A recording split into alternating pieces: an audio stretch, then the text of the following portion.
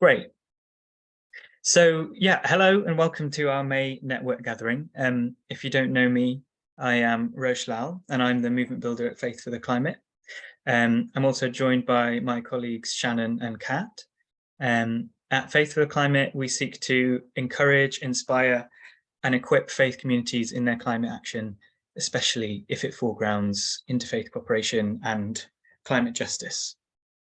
So it's been an eventful year already, and it's great that we can finally all gather together on a sunny day. It's sunny here in Sheffield. I hope it is where you are too.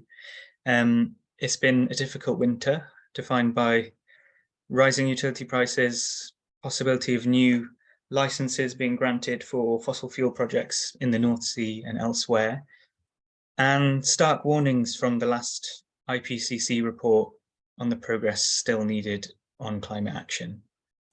But as summer returns, it is also time to think about what action we, as people of faith, want to take to defend creation. Perhaps, like some of you here, a couple of weeks ago, I travelled down to London for the big one. It was really heartening to see so many people from different campaigns there, all joining the dots between the economy, health, energy, democracy, and climate justice. There was also an interfaith service at St. John's in Waterloo, followed by a procession of faith leaders past the headquarters of Shell, demanding no more fossil fuels, amen. People of faith are leading the calls for action with moral integrity and clarity. Which brings us to tonight's meeting. We've got a jam-packed evening for you, and I'm sure many of you have watched the recent BBC series narrated by David Attenborough called Wild Isles, which so captures the beauty and majesty of the UK's natural heritage. That series was produced in collaboration with the RSPB and the WWF, and as part of their work to protect and restore nature, they've also been concurrently running the People's Plan for Nature campaign. And we're really lucky to have campaigners here today to talk us through the plan, tell us more about what it is, what it means, and how you can get involved. We're also really lucky to be able to hear from EcoSikh UK about what faith communities have been doing on nature protection and restoration. So if we have a little look at the agenda for tonight, to start, we'll hear about the People's Plan for Nature. We'll have a presentation from Amy and Clara, and you'll have time to ask questions afterwards.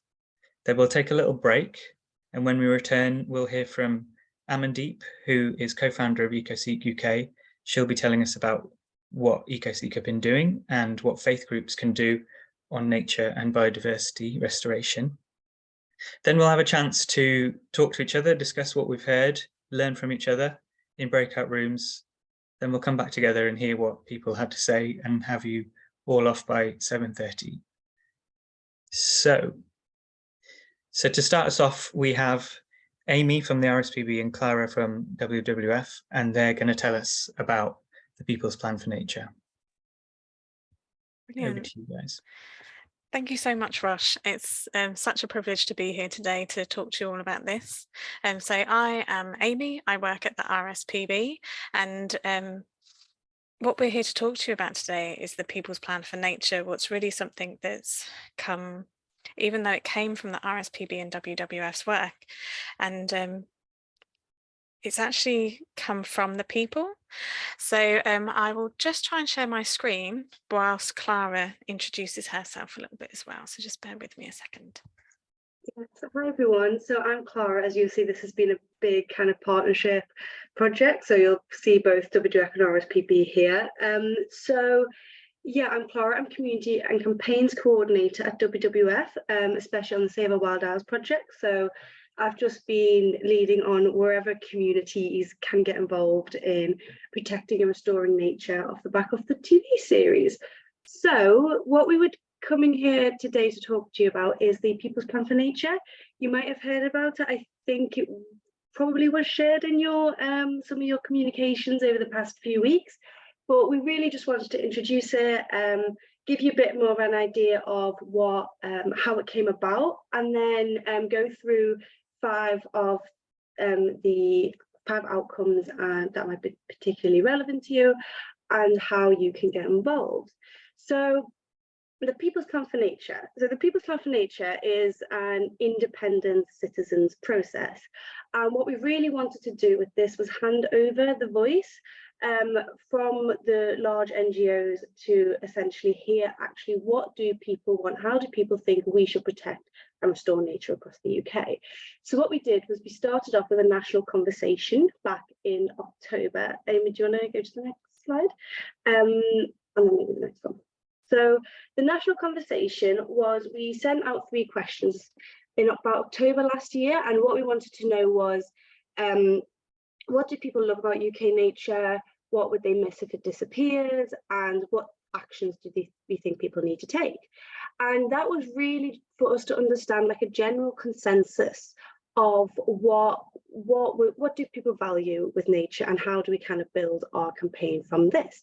So what really came out of that, we had 30,000 responses, and what really came out was that nature is essential for good human health. We cannot live without nature. Nature is part of our cultural identity. And we also asked, like, what do we need to do in the future? And lots of responses were around themes of how we produce things, how we think about our local green spaces, and that we really do need more bottom-up community-driven projects. So that was the implementation phase, essentially. And then we decided to create a citizens assembly. So if you want to go to the next one, please. So the People's Assembly for Nature is an independent process. So what we really did was we sent out 33,000 invites to postcodes across the UK. These were randomly selected, and we were looking for 100 people to represent the nation. Now, we were specifically looking for a broad range of people, so different education levels, different different ethnicities, different where people lived as well, so whether it was Wales, Northern Ireland, Scotland.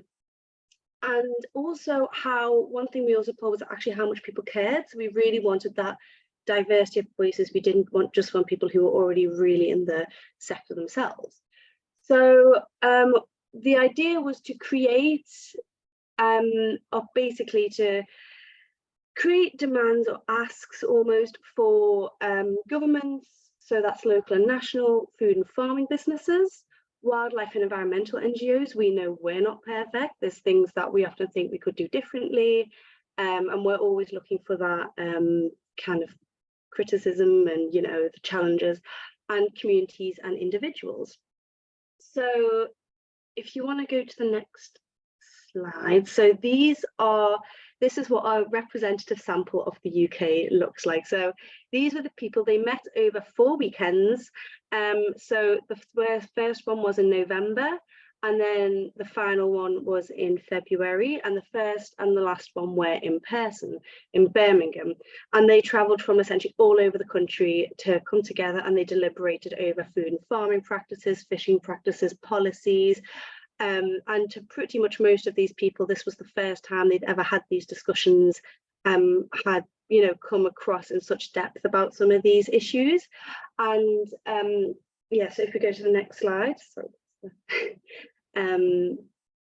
So here it is. So we had 103 participants, and one thing that we did, so I didn't know this before I started, but apparently if you take a representative sample of the UK, most of them will be from southwest England, and we would have like 1.5 person people from Northern Ireland. So what we did was we actually up-weighted for some groups and down-weighted for other groups, just so that there wasn't one person, for example, for a certain ethnicity or religious background or education level taking that on. So we kind of made sure that was balanced out, but that was done by the Sortition Foundation. So again, a completely independent process, and WWF and RSPB, we weren't really allowed to be in that room. So it was a really, really interesting process. Do you want to go to the next slide? We'll show the video after. So the video, or should we show it? What do you think? Let me try. Let's see if it works. It sometimes lags, so I'm a bit nervous. Oh, is it going? Sometimes it does take a while. Sometimes I can't hear any sound though. Ah. Okay. Well, we've got the link there, and It's a really, really nice video, so do go watch it and do go share it on your channels. But we had that same issue last time and we couldn't fix it, so I should say as well, actually, we were supposed to have Sue who was an assembly member with us today, but she's unfortunately not very well, so couldn't make it. But it would have been really lovely to have her here to talk about her own experience of being part of this assembly. But just seeing those pictures flashing up, you can kind of get a sense that it was a really broad group of people, and we really went above and beyond as much as we could to try and get as inclusive as possible. So I know that one of the participants had previously been fairly housebound, so we helped that participant come to engage in the physical events in person as well. So yeah, we try to get it as representative as possible and inclusive. Yeah, and another thing is so we had an independent advisory board, so led by Natalie Seddon from the University of Oxford, but also a range of other people. So they were the ones who came up with what themes should be covered, what debates, what speakers should be invited. And in the end, we tried to bring in a broad range of perspectives, so not just academics and leaders, but we had 9 academics speak, we had 6 farmers and 1 also from the NFU, so that big farming corporation. We had local farmers, we had 3 government and agency staff, we had independent consultants, local authority spokespeople, community groups. You know, we had someone from a water company come. We had the sustainability lead from Tesco come. So we had a really, really broad diversity of people also feeding into this.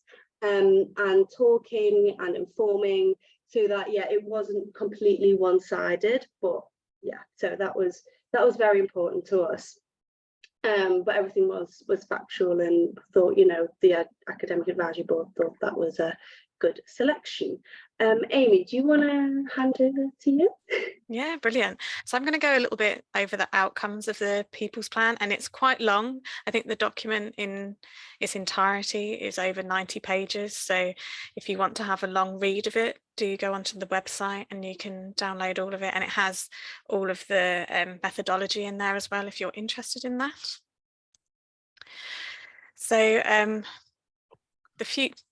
the plan laid out some future visions of what it would like. So in this, it says, in a UK where nature is prioritised in all decision making, we have an empowered, happier, healthier world where we are connected to nature in everyday life, laying the foundation for the well-being of our future generations. So it's really thinking about the future, not just the people currently right now, but all of our future generations, and how everything is all interconnected. This is just I've got 2 or 3 of these really broad overview that shows you the breadth of the plan that they have come up with. So these are the different boxes, are the different sort of areas that it goes into. So vision and leadership, nature-friendly farming, regulation and implementation, food production and consumption, and then it has different asks underneath it.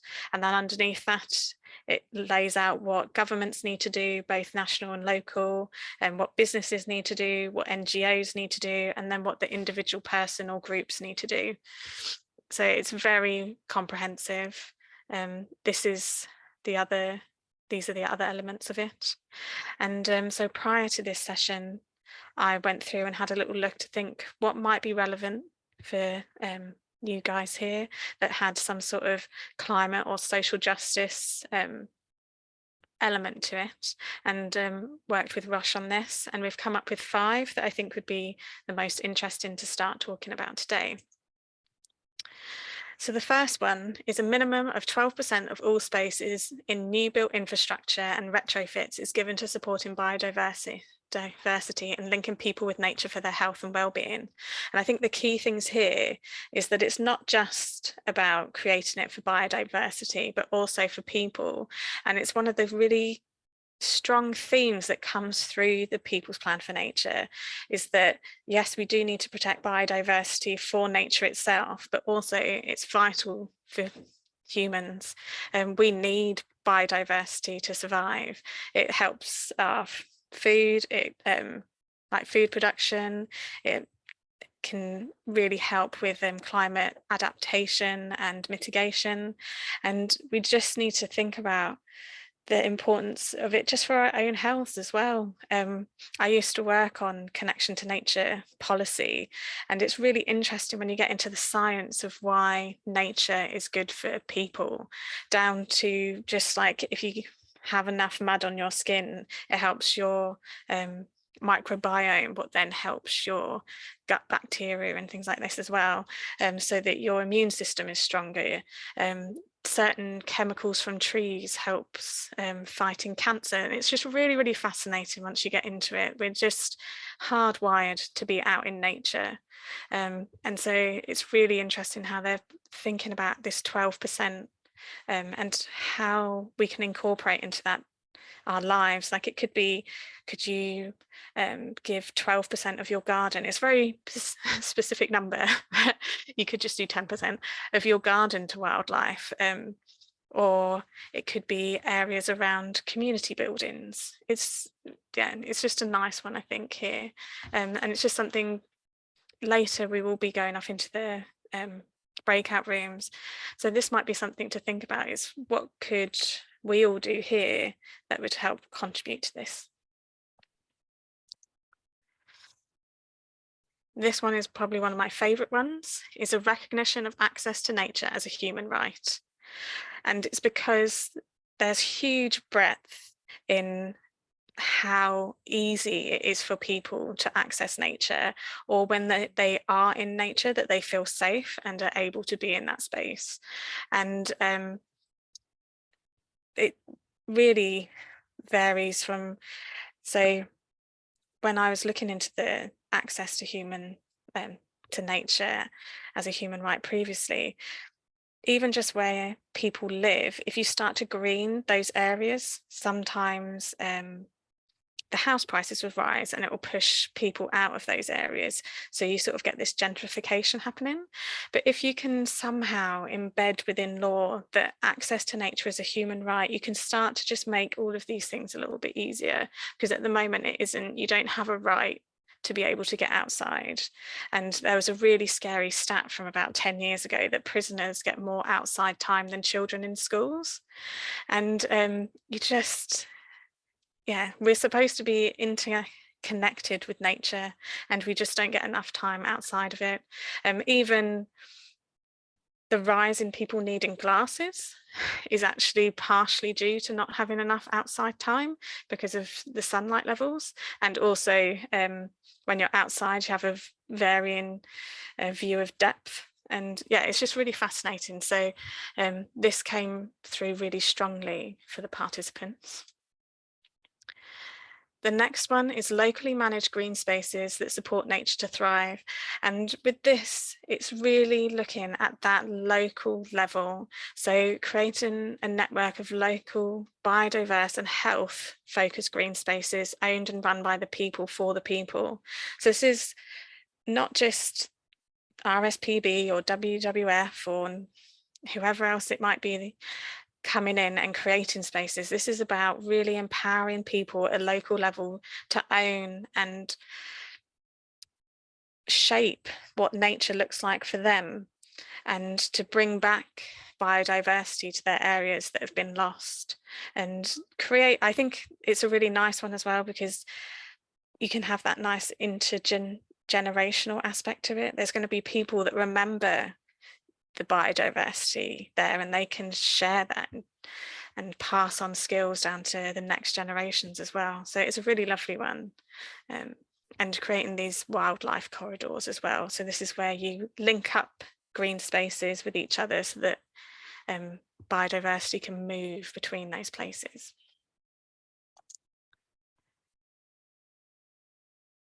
This one's a nice, interesting one as well. A national conversation on how and why we should change our diets to support nature.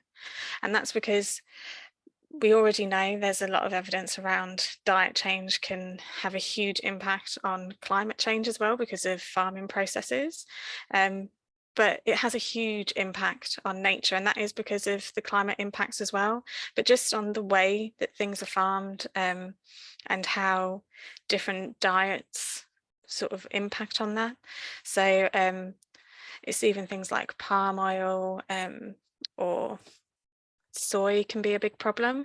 And with soy, it's more actually where we're destroying rainforest to plant the soy, but then we feed a lot of it to animals, or it's just not very sustainable, the management of it. So this is how we're trying to look at how diet change can help save biodiversity as well.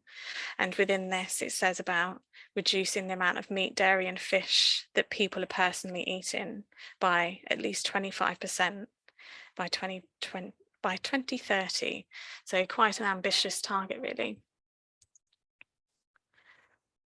And then this one is just really quite plain and simple, really. Stronger regulatory protections and enforcement. And that's because we do have some enforcement around nature at the moment, but it's not always easy to implement that enforcement, and it's sometimes just really not enough. So this is about really protecting what we've got.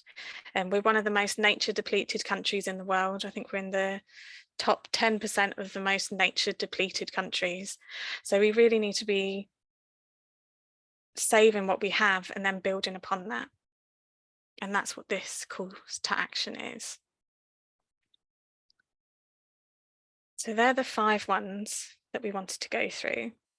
And these are just some of the questions. I'll share the slide again when we come back to it for the breakout little groups, but just to get you thinking of what you're already doing in your communities, because there's a lot of stuff already happening that you may not have even realised to start with. Oh, actually, this is really helping biodiversity and nature by you. Is there anything else in the plan that could support your existing activities, and how? And who are the key players in your local area, and how could you encourage them to read and respond to the plan? So Clara, I'll just hand over to you. Yeah, hi. So I'm gonna just talk about, even though it's an independent plan, I think we've given the assembly members the opportunity for us to basically use our resource and our voice to shout about it, which is why we're here. But so I think the first thing, and what we've just been telling everyone, is add your voice to the plan. So we had, there's 103 people created the plan, but we really, I think, now need everyone to kind of get behind that and say, I support this, I'm going to add my voice to it. And so, yeah, just sharing that within your own communities, within your own faith spaces, wherever that is, just get the word out about the plan. That could also be social media, flyers, bulletin boards. And we've also, and then share how you are taking action. So these are just the things that if you're all you already have full capacity for this summer, but just want to show something or add to the conversation online, you can, use the hashtag #MyWildSpace and just, show what you're already doing. I saw someone already put something in the chat about wilder churches, which sounds really, really nice. So yeah, use the hashtag, show us what you're doing.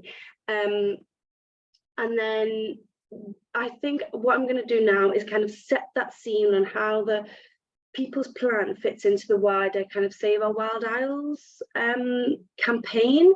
So it basically, the way we have the People's Plan, which is a separate independent process, And we have the Save Our Wild Isles campaign, which is run by WWF, RSPB and the National Trust. So they're two separate but very aligning things, and the People's Plan has kind of become those building blocks towards this campaign. So the way we see this work is, if you want to go to the next slide, Amy, and we had the BBC Save Our Wild Isles TV series narrated by David Attenborough, showing every Sunday in March.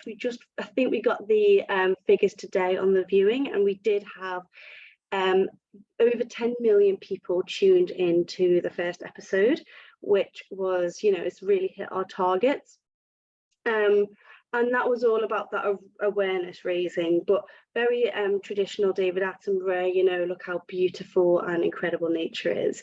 So then we had the Save Our Wild Isles 60-minute film, which was commissioned by WWF and RSPB, which just kind of showed what people are already doing. So it was one to kind of show the issues at the moment with UK nature, but also provide that sense of hope, and that it's because a lot of our comments are quite doom and gloom, that things can be done. We just need people to get involved. So then the way we narrow it down is we're hoping that 3 million people engage in somehow just a step further than watching the TV series. So whether that's sharing it or talking about it with their friends and families, and then we're looking for 1 million people to actually take positive action towards nature as part of this campaign. So that is where I'm coming onto now. So that's either driving advocacy or a political impact. So we're going to be doing e-actions over summer, encouraging people to write to their MPs, organising a few town hall events, and then a few educations. We've got our education team are doing a lot in schools, and then we also have the community fund. So do you want to just go to the next one? I think this is what you might be most interested in. So we have the Save Our Wild Isles Community Fund, and this is really to try and help communities take positive action for nature in their local area this summer. So the way it works is it's a crowdfunding scheme. So for every £1 your group raises, Aviva matches you £2, giving you like £3 overall. And the way we've thought about this is it allows you to run a bit of a campaign. It gets more people in your community involved, and it really kind of will just hopefully get you a bit of extra money to do something. So we're looking for a range of activities, from like groups doing nature education. So I know Interfaith Glasgow are working with local refugees, and that's already come off the ground, and that's been an incredible project to see kind of flourish so far. We've had community gardens cropping up, running campaigns. We've had groups doing tree planting, wildflower meadows, reintroducing grasshoppers. There's just a wide range of like education activities, and this fund's going to be running throughout summer. So you can apply to it if you've got an idea that you can do in your local area or in your local like faith space, and please do just get involved. And we're looking for communities everywhere to do that. That's all from us. Great, Yeah. thank you. Sorry, Amy, go on. No, I was just going to say that was everything. So, and if you have anything after this meeting and you want to get in touch, there's my email. And if it's anything for Clara as well, I can pass it on to her. So don't worry about that. Thank you, Amy and Clara. That's great. I love participatory democracy. The People's Plan seems like a massive undertaking. Congratulations on helping that happen and making that happen. We do have some time for questions about the People's Plan for Nature and Save Our Wild Isles. I was just wondering if I could ask about the Save Our Wild Isles Fund. Is there any support for groups if they do want to apply? Is there any advice on how to do a really good application, or is the best place to visit just the website? So if I would honestly just head to the website. The eligibility criteria is there, or the information should be there. If you're still confused, send me an email and we can set up a meeting and I will talk you through it. And I'm also happy to hear about like what your project idea is and how we can cater it. We're trying to be as flexible as possible. And I forgot to mention with this fund is we're specifically targeting areas within IND levels 1 to 5. So that's areas or communities in like lower income areas, just to really, because we know there's a lot of barriers in those communities to actually access a lot of these funds. So this fund is specifically for them. But if you aren't in an area of deprivation index 1 to 5, then you can apply to the Aviva Community Fund, which is also that's a 1-to-1 match funding. But yeah, head to the website, everything should be there. If you're still confused, send me an email and we can talk it through. Great, thank you. Does anyone else have any questions for Amy and Clara about the plan or Save Our Wild Isles or the TV series?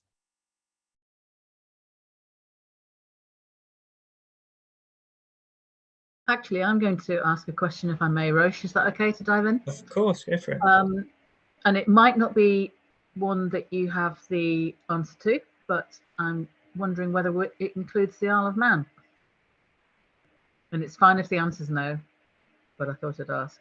The People's Plan for Nature or the Wild, I think so. The People's Plan for Nature, I believe we had a participant from the Isle of Man, because I think there was we tried to avoid people from flying, and there was a thing about flying them in. From the depths of my memory, I think we did have a participant from the Isle of Man. And the Save Our Wild Isles, that should cover Isle of Man, but let me double check. But if it's we'll swap emails. That's great. It'll be an easy ask to someone in my team. Thank you. Great, thank you, Kat. Does anyone else have a question? Yes, Maria, go for it. Yeah, could I just ask briefly, I'm curious to know where these educational activities have been happening, and are they organized or are they inspired and then the community will organize them?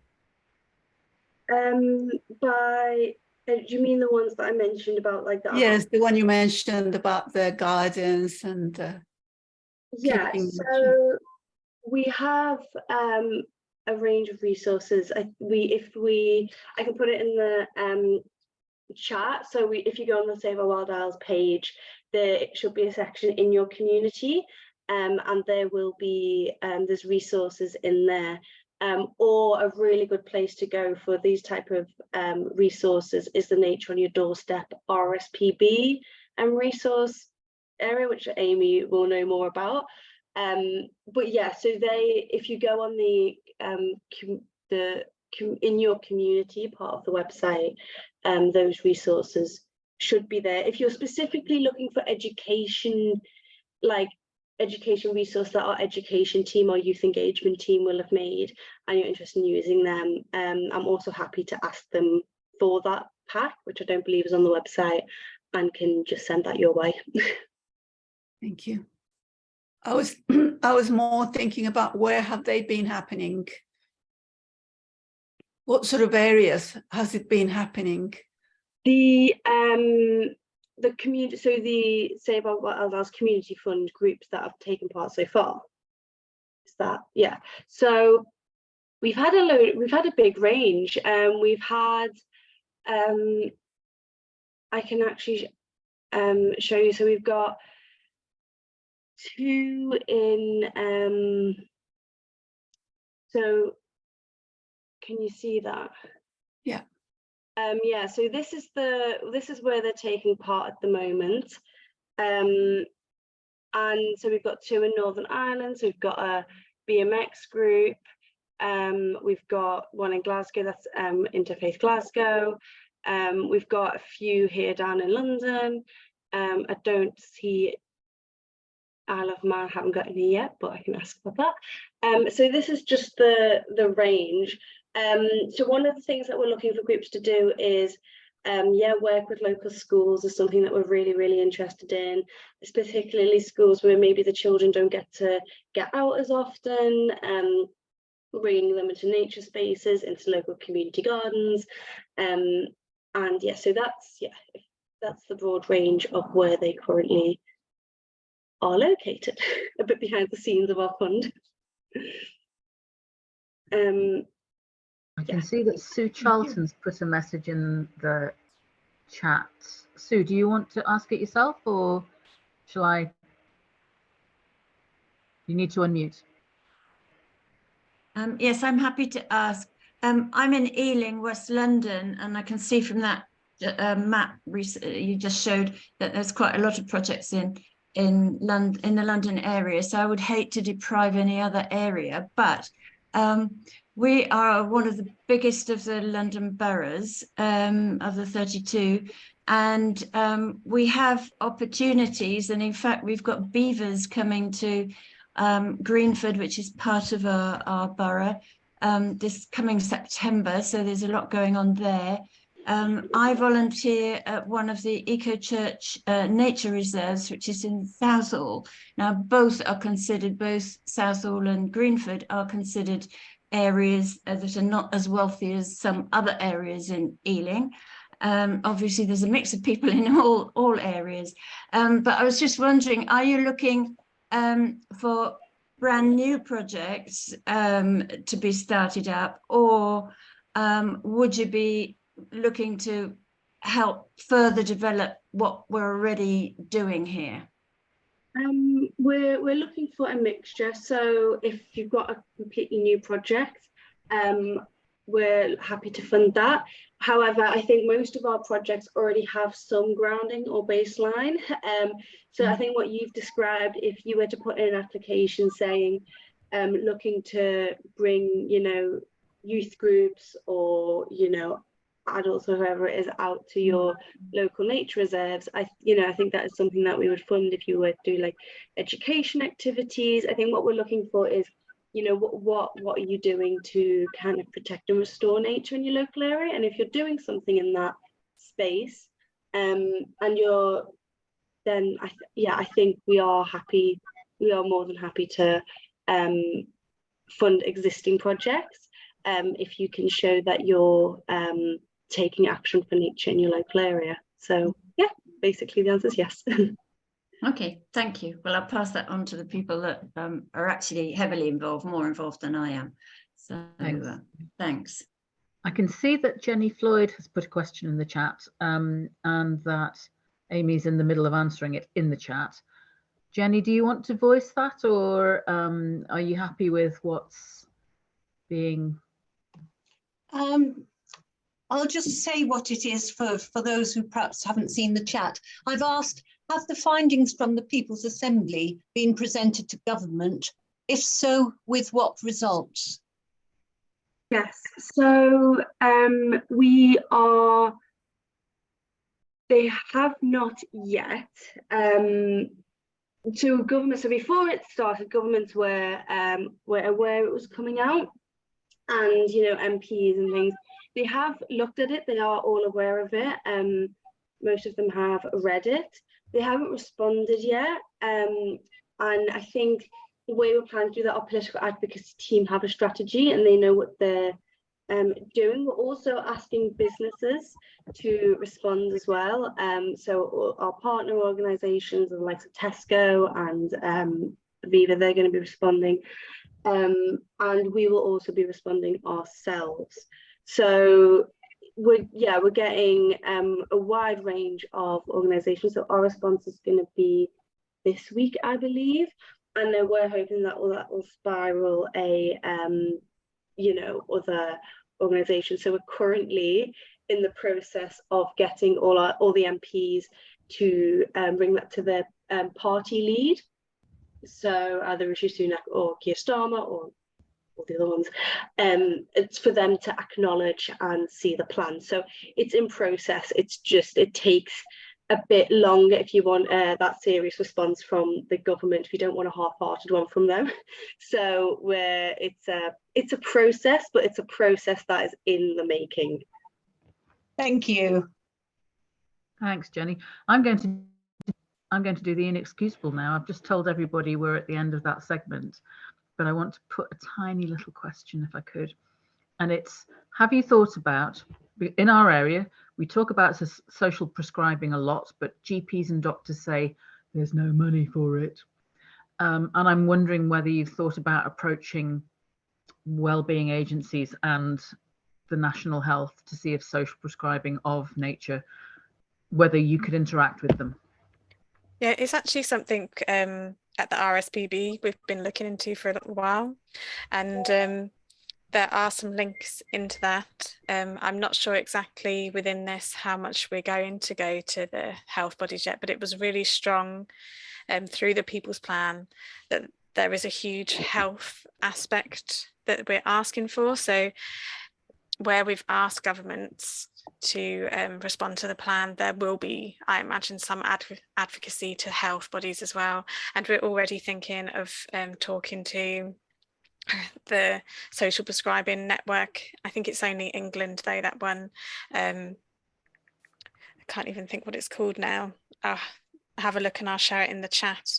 But yeah, we are thinking of how we can link in with social prescribing, because in some areas they're doing it really well, in other areas not as great. So it and like in Japan, they have huge forests that are all funded by the National Health Service because they recognise the health benefits of it, and they have walking routes around it, and you can measure your blood pressure before and after you've had a walk, and it has guidelines on things to do because they like to experience nature with their 5 senses.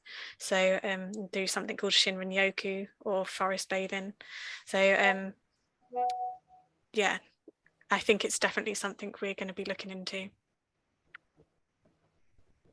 Yeah, and just on top of that, I think we're also, if this is something that you think, you know, faith groups across the country would be like really interested in to take further, I think we're also happy, you know, to co-create some resources or collaborate on things like it. You know, this doesn't have to be the end of it. If you've got a particular idea you think actually this would be really useful, do let us know, and we can, you know, see what we can do internally, because we're all about just trying to include everyone in this. So yeah, I think it's please don't be shy about that if you've got an idea. Great, thank you, Amy and Clara. It's really good to hear what faith groups can get involved in and what is available for them to get involved. We're going to take a little break now, and after we're going to dive in more into what faith communities are doing on nature restoration and protection. So if we come back at 10 to, just a short break, and then we can get stuck in and have a little discussion with each other as well. So if that's okay with everyone, see you shortly. Great, okay. Welcome back, everyone. So now we're going to learn about what faith communities in the UK have been doing on nature restoration and protection by hearing from the experience of EcoSikh UK. So we're really lucky to have EcoSikh co-founder Amandeep Kaur Maan with us. She can tell us about their work and how your faith community can contribute to similar work. Amandeep, are you wanting to do any slides or anything? I can make you co-host. Hi, yes, please. That would be great. Okay, I think I've done that.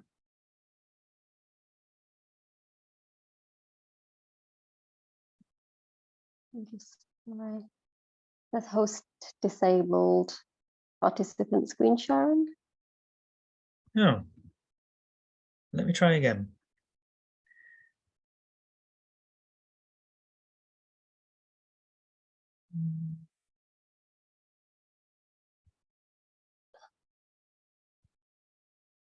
No, it's not letting me share the screen. Try now.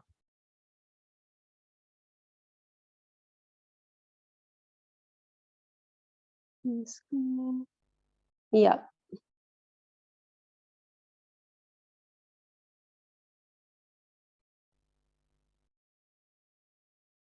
Okay, great. Thank you.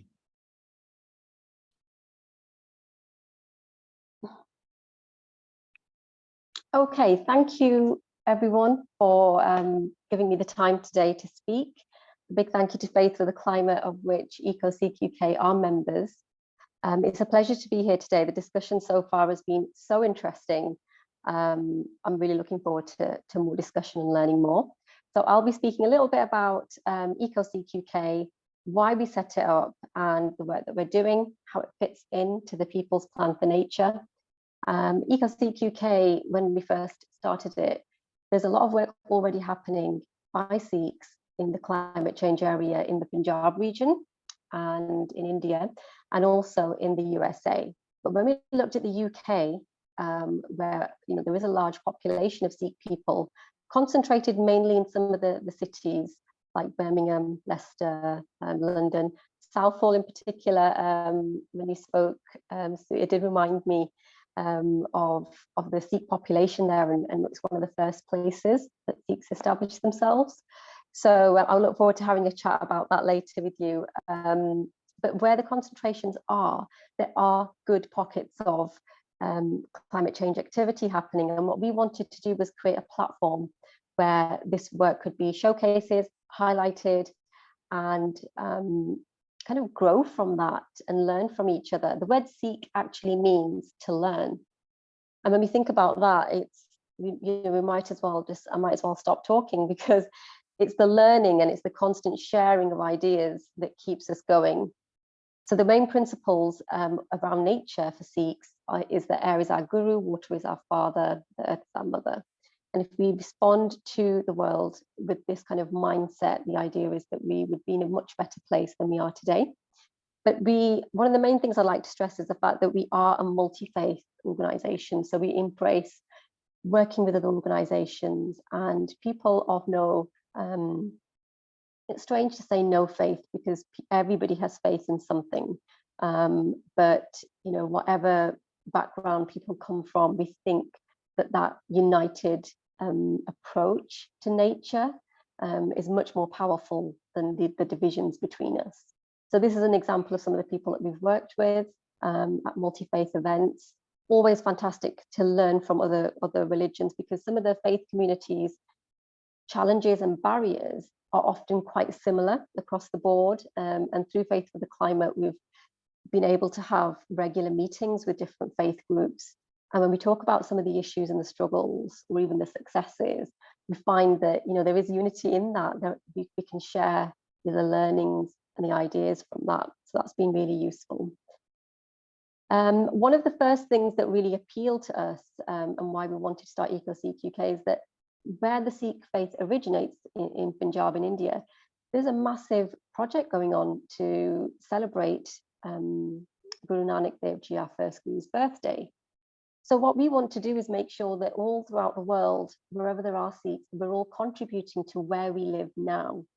So it's not about where it originated, it's about where we call home now. And that is the UK right now. For many Sikhs who were born here, some that have come here later in life, this is our home. We need to get involved in the People's Plan for Nature and other initiatives that are going on in the UK.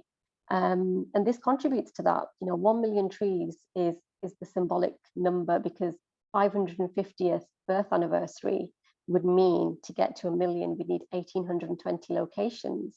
So how many of them could be in the UK? That would be amazing. There are some flagship projects that inspire us. Guru Nanak Sacred Forests, for example, an amazing technique that's used called the Miyawaki technique from Japan, and this Forest company have just transformed urban areas that, I think there's about 6 car parking spaces, and they plant with such density and the type of plants that they put there, that the growth rate is much faster and denser. And these forests are just doing amazingly well in an area where the air pollution is so high. So the reason I'm kind of flitting back and forth between the Punjab in India and the UK is that a lot of inspiration comes from there. And I think what we need to do is also take more inspiration from what's happening in the UK. And this is what my organisation is trying to do. So people like Forestry England and Woodland Trust, they are actively trying to engage more diverse groups and communities. So we did a tree planting event for World Sikh Environment Day in March last year.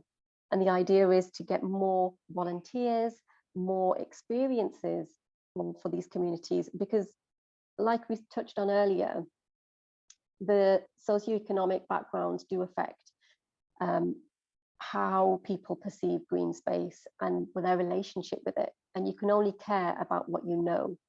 So the more we can get people of different communities to transport their faith, beliefs and values into nature in a more active way, rather than just praying in the four walls of a place of worship, the better. You know, we are trying to say that if God pervades every part of creation, then you should be out in these green spaces and taking care of these forests and celebrating festivals and, you know, events, because the Sikh faith is also part of the kind of cultural aspect, which is Punjabi Indian culture. And within that, we have to address the festival side of things. We have to look at the waste that's produced in the name of celebration. And we also look at disused space and opportunities. So Canal and River Trust have been amazing in helping us organise events where we get people, members of the public, of all communities, to come along to these places and help transform them into more beautiful spaces. Not only will they become more beautiful, but they'll become safer, more attractive. And for a lot of people, it's simply the idea of going down to the canal using a towpath. That's not being done. That's not been their way of family life. It's not what they do. So the building to the left there, that's a toll house in Birmingham. I think it's in Smethwick. And there's a competition launched about getting some artwork on there, making it attractive, getting the community involved, because it's not just about the greenery, it's also about how attractive and inviting a place is. So when you look at some disused spaces, I think the arts community really has to be called upon. And the Bradford had a climate symposium last month at the Bradford Cathedral, which I was kindly invited by the curator to come on the panel for. And the panel discussion at the end, it was just so striking how the poetry and art throughout the day had really influenced people's conversations and started conversations between people that may not have ordinarily occurred. So again, using art in these spaces, tree planting, and that picture on the right there, that's Jatinder Singh Memmi. He's on the call right now, and he's from Leeds. This particular space isn't from Leeds, but it reminded me of the spot that he showed me. A lot of places of worship have got land adjacent to them or that they've bought, and quite often they will turn them into car parking spaces, or at least partly. But what we're trying to do is bring out those people in the community that say, actually, no, why don't we do something with this? Like Dr. Jatinder, if you're in a breakout room with him, you might be able to talk about their plans in Leeds for a similar disused space where they want to make an allotment. And you know, that could be so educational for children. And places of worship really do need to transform into places of education, more education around climate change.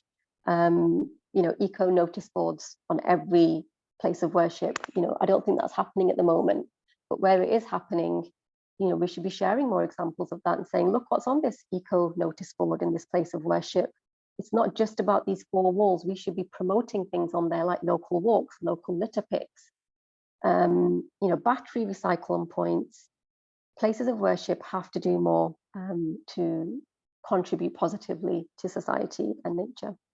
And again, I go back to Amritsar, which is the Sikh holy shrine. And in Punjab, Amritsar, it's one of the world's largest community kitchens, and they use no plastic. So if they're serving hundreds and thousands of meals, all they're using are these steel plates, efficient modes of, you know, water use when they're washing them, then surely we should be replicating what's happening in our holy shrine in the other parts of the world, other gurdwara, mandirs, mosques, churches. We should all be looking at places of worship where they originate and seeing their practices going back to how it was. Yeah. Environment Agency. So they have got a website on their website. They've got some packs which are for each faith, and they look at the festivals that people celebrate and how we can do it more sustainably. So as I've said, langar, which is free community food, there's a lot of that in Gurdwara, and this Environment Agency pack was released around Diwali. Sikhs call that Bandi Chhod Divas, but the message of the Diwali fireworks, why don't we use laser light shows instead? Why don't we use less fireworks or no fireworks? Because actually they're very harmful to wildlife. They release the plastic parts. It's not like the firework just disappears. There's litter from it.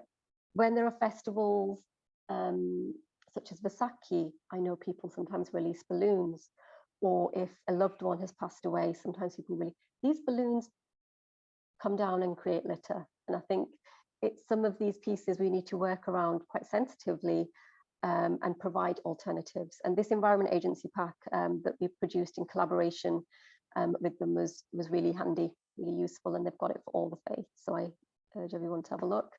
An example of the alternative rather than fireworks, it was a day out at the canal. We got people kayaking with the help of Canal River Trust, and we lit Viva. We lit little candles, and it was a really good alternative to fireworks. And the laser light show up on the bridge was great. We invited everybody along.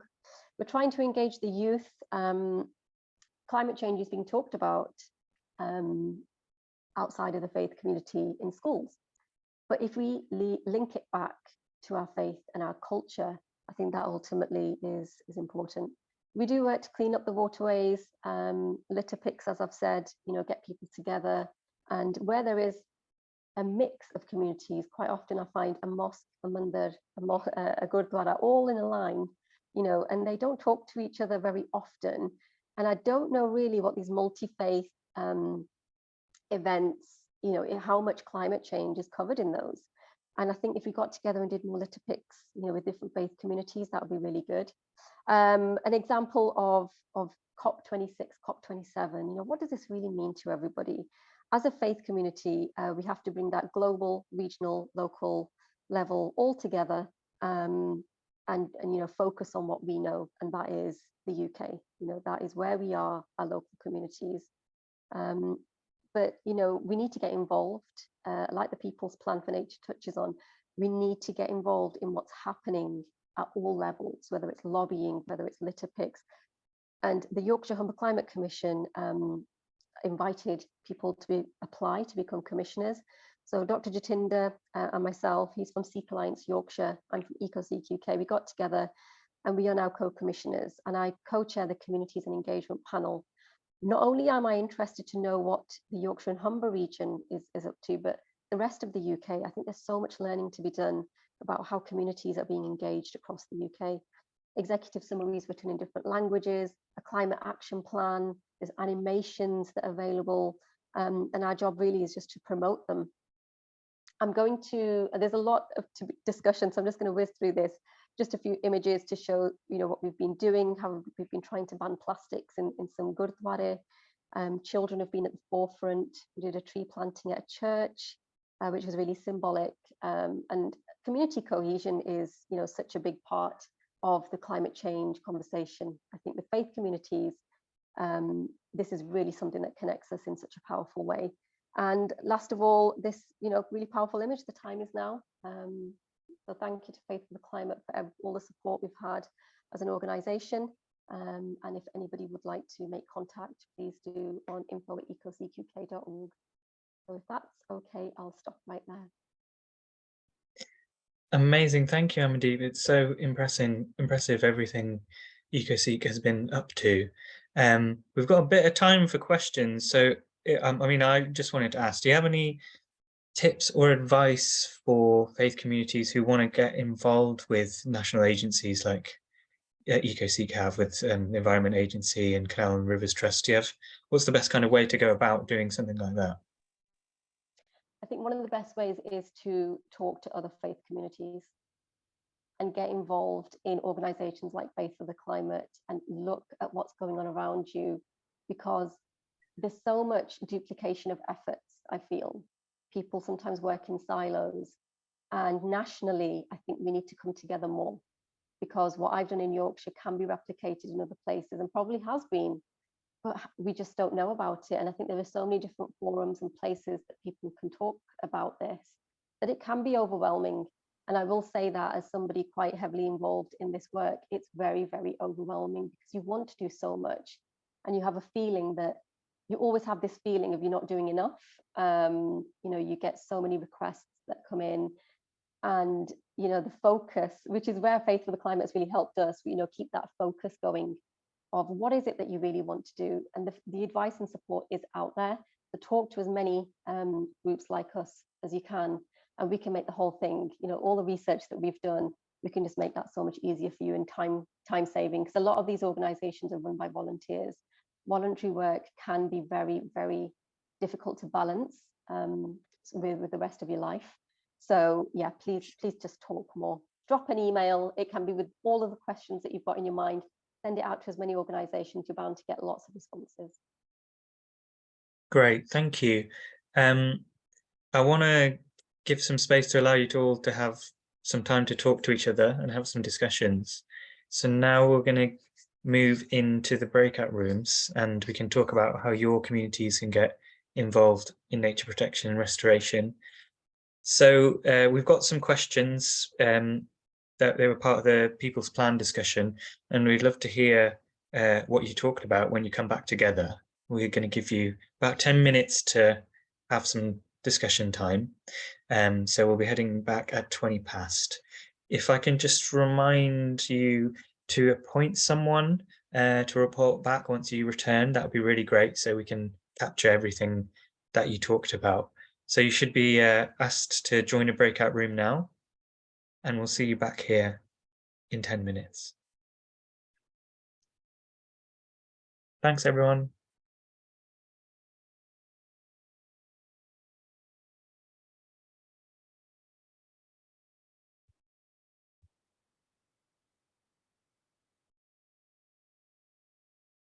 Nice one.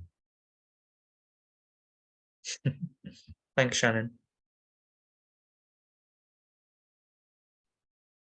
Thank you. Yeah, I think it's going really well. Great. Perfect timekeeping. I'm being a bit more on the money with it this time. No, brilliant. I think people appreciate being able to leave when they need to leave. Oh, I'll stop the recording.